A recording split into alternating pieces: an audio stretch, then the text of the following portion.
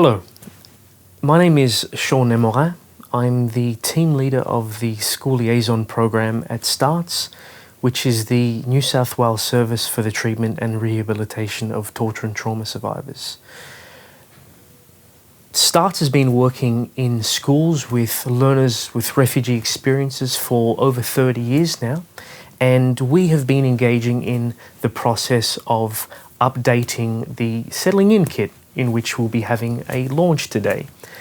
Before we get to that, I would like to start by acknowledging the traditional custodians of the land in which we are doing this virtual launch today, so the Cabrogal people of the Darug Nation, and I would like to extend my respects to elders past, present and emerging, and I would also like to extend my respects to any Aboriginal people who might be listening online today or who might be watching in the recorded video that will be spreading around.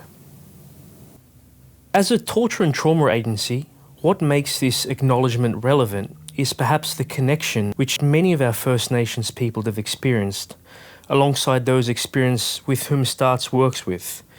Much of our work is predicated on recovery pathways for those impacted psychologically by war, forced displacement from their homes, and systemic state-sponsored terrorism.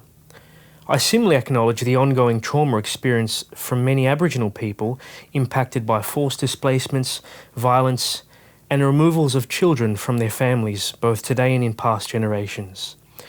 Yet I equally want to acknowledge the increasingly important role in which Aboriginal people and their ways of knowing, being and doing can have in the welcome and settling in for new migrants and refugees in our fine land of Australia. Today's launch is about the Settling In Kit update, which is a project undertaken by my team under the leadership of Nicole Loehr. This half-hour live virtual launch presented by STARTS will feature the check-in and talks from original author Elizabeth Pickering, School Counsellor, a brief address from both the Honourable Sarah Mitchell MLC, Minister for Education, Minister for Early Childhood Learning, the Honourable Dr. Geoffrey Lee, Acting Minister for Sport, Multiculturalism, Seniors and Veterans. There will be an address from our own STARTS CEO, Mr. Jorge Aroche, and also musical accompaniment from acclaimed Aboriginal artist Eric Avery. Settling in is hard, and particularly those who have been impacted by war, deprivation and systemic state-sponsored terrorism. It can have a pertinent impact on the lives of young people, many of whom have gone through sporadic schooling or sometimes none at all due to war and displacement. Most come to Australia with little to no English sometimes, yet desire for one thing: to be effective and productive contributors to the community, to succeed and reach goals in which many were prevented from achieving elsewhere. I acknowledge the resilience that many have in overcoming these challenges, in navigating new and foreign systems, and also, obviously, to the people who support them along the way. As a group program for newly arrived refugee and migrant students, Settling In aims to help students adjust to life in Australia. Although it is most often used in school settings, Settling In can be used also in a range of community settings as well. Originally authored by Elizabeth Pickering, as mentioned before, and also her colleagues Jerry Lonan and Nancy Nichols, was also co-produced by our colleague and Clinical Services Coordinator, Mr. Mariano Coelho, who was similarly instrumental in the kit's most recent revision and update, which went through a collaborative process with key stakeholders, including the Department of Education. During the 10-week program, students have their reactions and feelings normalised, build emotional literacy and coping strategies, build trust and familiarity with school support, staff and systems, build respectful relationships with each other, and are supported in their recovery from trauma. STARTS School Liaison and Support Program is one of those things that we have been doing really well with the schools that we have worked with. One of the things that refugee kids find difficult is how to begin to understand a new system. They also have to overcome very severe challenges in terms of adapting to a new place and overcoming also the effects of trauma on different stages of development. The school liaison and support program involves many people coming together, people liaising with the school, but also then staff and staff from other agencies providing actual services at different levels within the school. I've been running the Settling In program here at Cabramatta for 25 years now, and I'm very passionate about it because I think it's really the way to connect with young people, get to understand a young person's feelings about leaving their country, and then how their feelings might have changed now they've arrived in Australia, and how it might be affecting them by way of anxiety, depression, certainly not sleeping well, feeling very tense and anxious, and often very angry, also experiencing great grief and loss at the loss of so much when you become a refugee. The first I came to the IEC, I have problems with others, angry, feel sad, fighting with my friends maybe, unsettled. My life in Iraq were really hard, then like killing, hating. When I first came here, I was a little bit like confused. I don't know what to do, afraid from the language, from the people. One of the activities that I had, it was a tree, knowing where I came from and what's my life now, my background, and what is my future. If you have a group of students who've gone through similar things, it's a good opportunity to talk together, and people can feel the sense that I'm not the only one who's gone through this.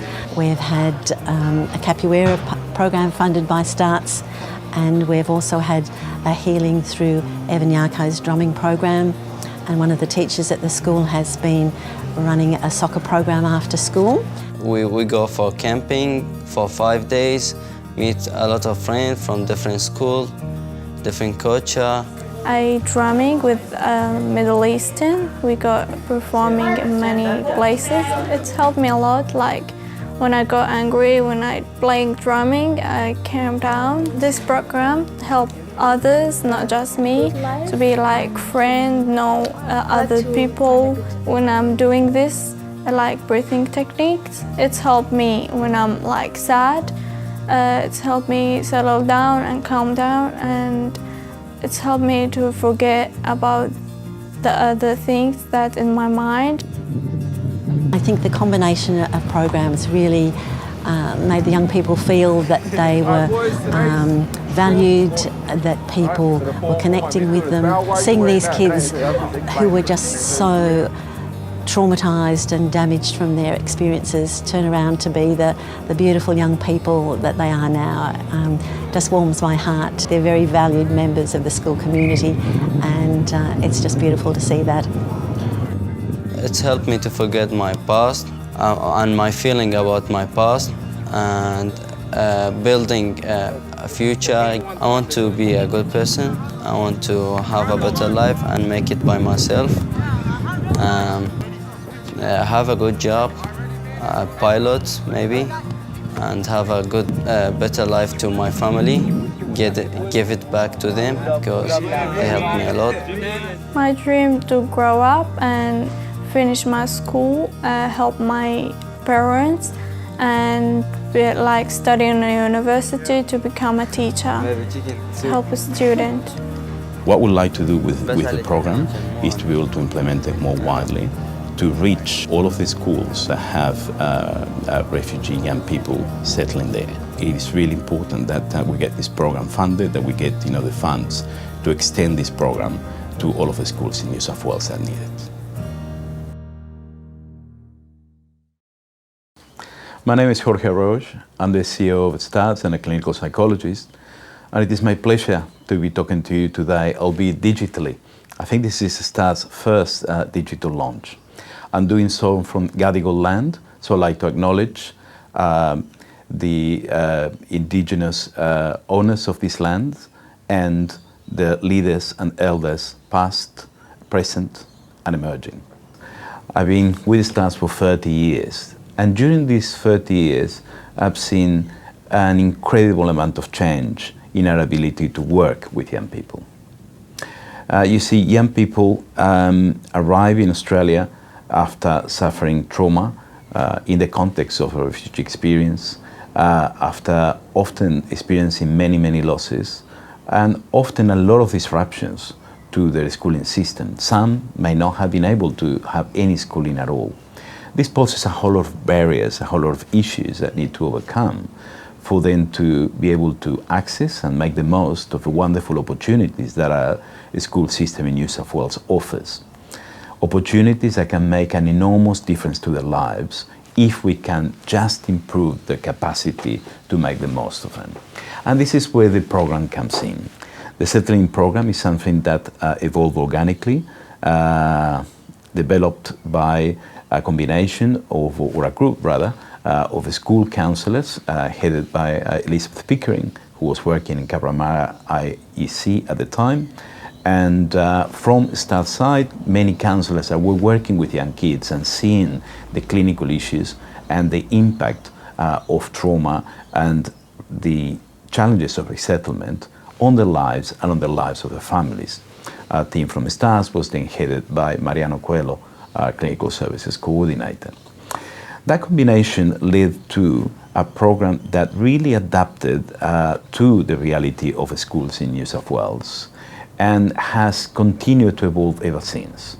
It is a pleasure, therefore, to be able to be part of this digital launch. I think it's the first digital launch that we're doing at STARS of the third edition of the Settling In Kit. Our work with schools has increased enormously since those early times in 2002, and even over the last 4 years. Since 2016, our work with schools has doubled to 170 schools throughout metropolitan Sydney and rural and regional areas throughout New South Wales. The number of students that we see per year has also tripled during that time, largely as a result of the work of the School Liaison Program. It is now sitting at 5,900 students that we have been able to assist since 2016. It is great, therefore, and I'd like to acknowledge our political sponsors and the recent announcement of the Minister Geoffrey Lee that the program will be extended for a further year. It is now more timely than ever that we have a new edition of the Settling Kit and that School Liaison Program can continue for another year and can continue to be assisted by the work of a youth program and by counsellors that are specialising in work with young and adolescent refugees. This is because, in addition to the impact of trauma and the impact of resettling in a new country, learning a new language and so on, young refugee kids are now dealing with the impact of the COVID-19 pandemic. What this does is reduces, some of the exposure that they're able to have to other kids their age, which is the main way in which young children and young people learn a new language. It also introduces new difficulties in terms of having to participate in homeschooling in situations where the parents might not be able to help them as much as parents that are more familiar with the school system in Australia and know the language and are more familiar with the school curriculum can do. This places a lot of stresses, and therefore it is with great pleasure that we are launching this new edition of the kit. I think it will go a long way to ensure that young refugee children are able to get the best of the opportunities around them and are able to fulfill the aspirations and are able to contribute some of the wonderful things they bring with them. Over the years, I've had the enormous pleasure of seeing young kids overcome the impact of trauma, overcome the impact of restricted access to learning and of the stresses of resettlement to become wonderful members of our society, contributing in all areas and all walks of life to this wonderful country of ours. Thank you. Hi everyone, I'm Sarah Mitchell, the Minister for Education. Really thrilled to be here with my colleague, the Acting Minister for Multiculturalism, Geoffrey Lee, to support STARTS. For 30 years, they've helped people rebuild their lives in Australia. And the STARTS School Liaison Program specifically helps students from refugee backgrounds, which is so important. Our schools play an incredibly important role in aiding social inclusion and successful resettlement. We all know education is a really important social and economic equaliser, and ensuring that new migrants have access to quality education is key. Helping students effectively integrate into their school communities leads to better educational outcomes, which again helps their families and their entire communities. Today we're celebrating the launch of the latest edition of the Settling In program for newly arrived refugee and migrant students. Can I congratulate everybody involved in this program for the incredible work that you do, and I'm so excited to see what you do next. Programs like this go a long way to ensuring refugees have the same opportunities as every other student in New South Wales. The program started at Cabramatta High School here in Sydney.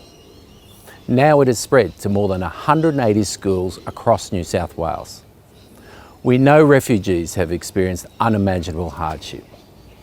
We want to give them every chance of succeeding, and school is a great place to start. We are determined to help refugees create new lives in New South Wales. Hello everyone. It's a real pleasure to be involved in the launch of Settling In Mark III. While I'm ageing and decaying, it's a great joy to see Settling In has been rejuvenated. Settling In has both an ancient and a modern history. It all began in 1991, not long after I started as a bright-eyed, bushy-tailed new counsellor at Cabramatta Intensive English Centre. This was also the year that I first visited STARTS, which was in a tiny office above shops at Fairfield, and there were only a handful of people who worked there. Back in 1991, I remember sitting in my little dog box of a counsellor's office, waiting for students to come along for me to counsel because they wanted to, but no one came. Of course, teachers referred students, but they were usually the ones acting out and not because they wanted to come. I knew that students had lots of issues, as it was the time of a huge number of Vietnamese and Khmer refugees, and many were unaccompanied minors. Others had suffered during the political turmoil in Central and South America. As the end of Term 1 approached, I was asked to interview all the students who were leaving. During these interviews, a whole range of significant issues came out, and it became obvious that many students were suffering from their traumatic experiences. However, at that point, the students were just about to leave, so it was impossible to do very much. I realised that what I needed to do was connect with the students much earlier after they enrolled at the IEC. I also needed to do something to address the facts that most had no concept of a counsellor, counselling or confidentiality. Many students were distrustful of authority figures.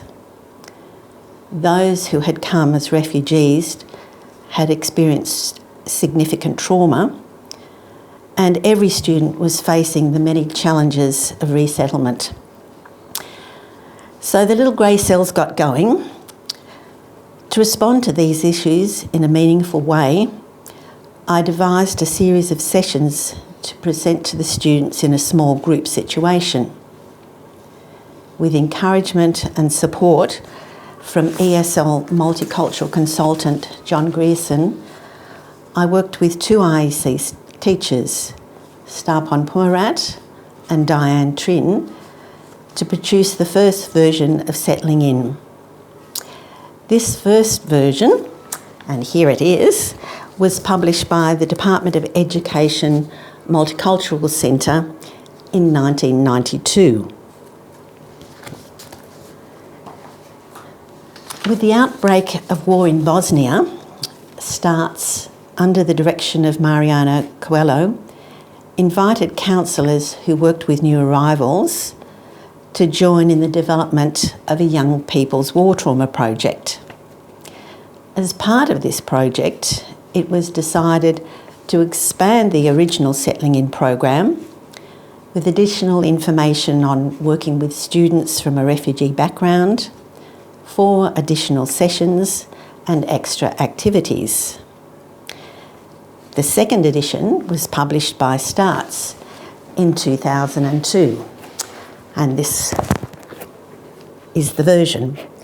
You can see on the front it has some Bosnian children in front of a UN container. Since then, people using the kit have developed more activities and suggested additional ideas to enhance the program, and the benefits of technology have been introduced. I'm sure more of the modern history of Settling In will be covered by other speakers. It's been an immense privilege to work with STARTS once again on the 3rd edition and to see the continuation and expansion of the original idea. I thank the organisation most sincerely.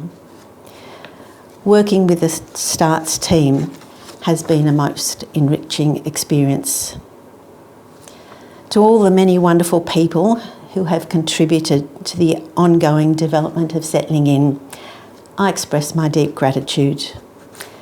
Nicole, you have been amazing because it was no easy task. After 30 years of running a Settling In program every Wednesday between recess and lunch, I feel blessed to have worked with our students. They have taught me so much about life, resilience and healing. I also think I have gained enough feedback to be convinced that such a group is an effective way to connect with young people, to build credibility and trust, to give psycho-educational information about trauma, to develop knowledge and skills to settle successfully, and to have students self-refer. I'll finish with the words of Judith Hermann.